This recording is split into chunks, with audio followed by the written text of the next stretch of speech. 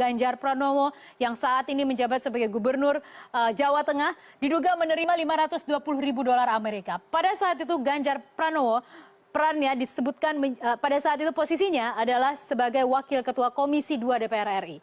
Dan kita lihat selanjutnya ada lagi yang saat ini menjadi Menteri, Yasona Lauli, 80 ribu dolar Amerika. Jadi ada partai yang saat ini mengusung Presiden Joko Widodo, ada juga partai yang lain. Jadi multi partai tampaknya ini ya. Kali ini agak kompak yang saya sebutkan tadi ya.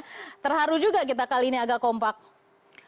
Lalu kita ke slide selanjutnya, ini merupakan bahan juga yang disebutkan oleh Ketua KPK saat itu. Kita mengambil statementnya dan kemudian kita kumpulkan. Kita lihat nilai proyek tersebut. Jadi kalau kerugian negara 2,3 triliun rupiah yang dari anggaran negara itu adalah uang kita, uang rakyat. Kita bayar pajak yang kemudian terakhir itu kalau misalnya mau laporan itu 31 Maret, kemudian diperpanjang sampai 21 April. Itu kan berharapnya, jadi sebenarnya siklus pajak itu ketika kita memberikan tax, kita harus mendapatkan return. Return kita sebagai rakyat itu apa? Yaitu public service yang harusnya bagus.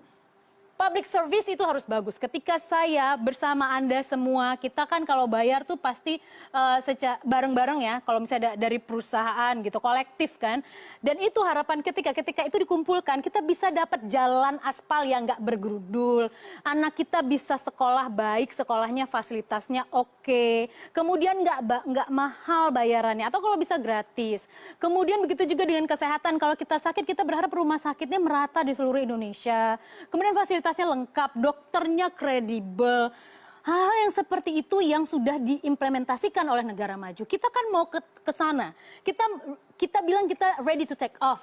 Untuk itu tax itu sangat krusial karena menopang 70% penerima negara. Ketika tax ini kemudian dalam bentuk pendapatan negara misalnya diselewengkan misalnya dengan APBN kemudian dialihkan untuk jadi proyek bancakan, itu yang sangat membuat hati kita merasa terkhianati gitu. Itu lebih dari segalanya. Dari 5,9 triliun rupiah, proyeksinya 2,3 triliun rupiah kerugian negara. Inilah yang akan diburu